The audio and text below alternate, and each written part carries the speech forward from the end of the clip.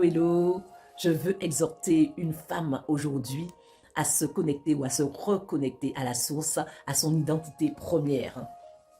Je suis la servante de Dieu, la prophétesse Rachel Sandra d'Anglade, du ministère El Ethnos.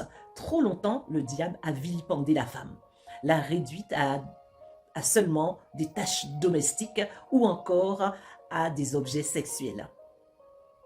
L'Église qui accepte que la femme ne serve pas, l'Église qui rejette le ministère de la femme, l'expose à servir l'ennemi et à être un sujet de scandale. Nous avons vu dans la Bible, dans Genèse chapitre 3, que la première fois qu'Ève rencontre le serpent, c'est elle qui entend la voix du serpent, croit que son mari fut à ses côtés.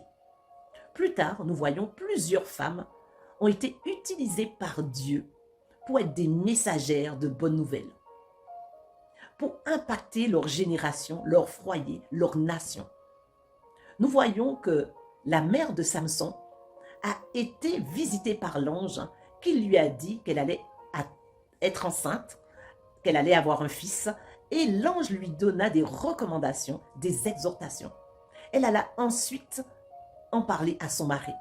Écoutez bien, ce ne fut pas la première femme à qui l'ange parla. Nous voyons plus tard, pour l'arrivée de notre Sauveur et Seigneur, Yeshua Jésus, que ce fut la même chose. Marie fut visitée, fit la rencontre de l'ange Gabriel, qui lui dit qu'elle aussi, que d'elle naîtra un fils. C'est à la femme qu'on vient annoncer ce message. Je vous dis que femme, tu es grande, femme, tu es puissante. Quand Dieu choisit de faire venir un grand homme sur cette terre, une grande femme, il choisit une matrice, la matrice d'une grande femme. Femme, tu es puissante. Femme, tu es spirituelle.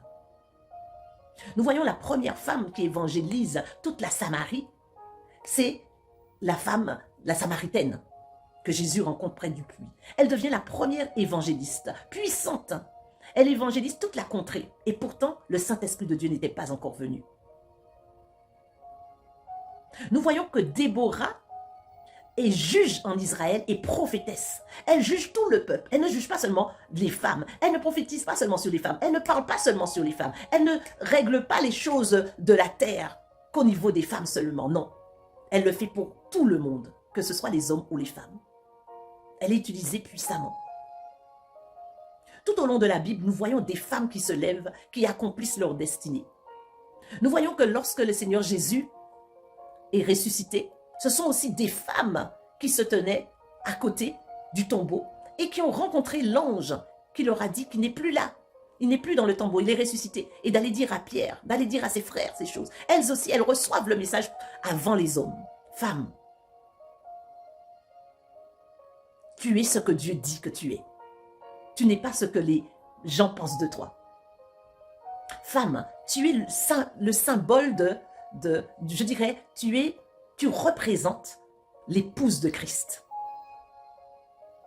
L'épouse de Christ est représentée par nous autres, son peuple, que ce soit la jante masculine ou la jante féminine. Mais toi qui es femme, tu peux comprendre pourquoi tu es exposée, pourquoi le diable en veut à ta vie. Parce que tu as une représentation, tu as un symbolisme puissant de l'épouse de Christ. Femme, relève ta tête et considère qui tu es.